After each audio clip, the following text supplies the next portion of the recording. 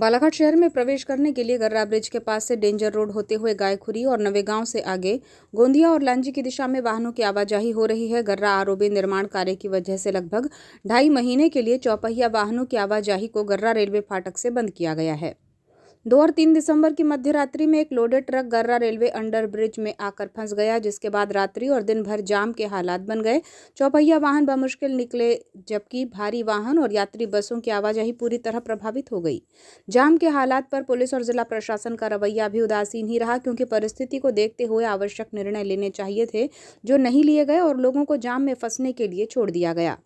जानकारी में सामने आया कि 2 और 3 दिसंबर की मध्य रात्रि लगभग 11 बजे के दौरान एक लोडेड ट्रक माल लेकर डेंजर रोड की ओर मुड़ा और जैसे ही वो रेलवे अंडरब्रिज के नीचे पहुंचा तो अचानक ही एयर लेकर बंद पड़ गया, जिसको निकालने के लिए ट्रक चालक और क्लीनर के द्वारा मशक्कतें की गई, लेकिन ट्रक दोबारा चालू नहीं हो पाया। सुबह मैकेनिक को बुलाया गया, जिसने भी प्रयास किया, लेकिन ट्रक शुरू नहीं हुआ। इधर ट्रक के अंडरब्रिज पर बंद पड़ने की वजह से भारी वाहनों की कतारें सड़क के दोनों ही ओर लग गई।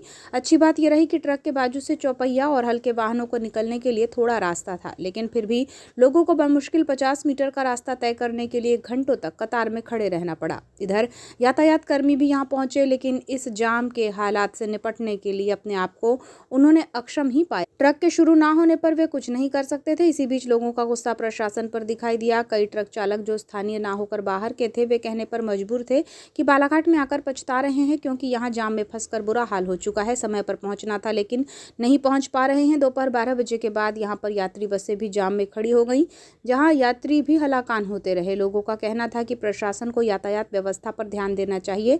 यातायात नियमों को लेकर, चालानी कार्यवाही को लेकर जितनी गंभीरता दिखाई पड़ती है, उतनी सड़क सुरक्षा और लोगों की परेशानियों को लेकर नहीं है।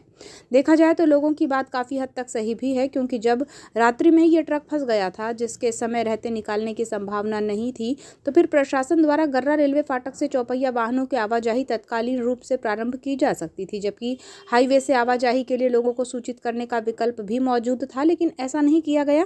इस संबंध में जब यातायात कर्मी से चर्चा की गई तो उन्होंने बताया कि वरिष्ठ अधिकारियों द्वारा इस परिस्थिति को लेकर कोई निर्देश नहीं दिए गए हैं, इसलिए वे अपनी मर्जी से कोई भी काम नहीं कर सकते हैं। बताया गया कि अगर वाहन चालकों को समझाइश भी दी जाए कि यहाँ ट्रैफिक जाम है, फिर भी वे मानते नहीं हैं और जबरन वाहनों को ले जाकर मुसीबत मोल लेते हैं। खैर, प्रशासन को ऐसी आकस्मिक परिस्थिति के लिए यातायात व्यवस्था बनाने के लिए सचेत रहना जरूरी है, क्योंकि शहर में वैसे भी यातायात का काफी दबाव है और लोग इस तरह के हालात से दो चार होंगे तो प्रशासन पर गुस्सा फूटना वाजिब है।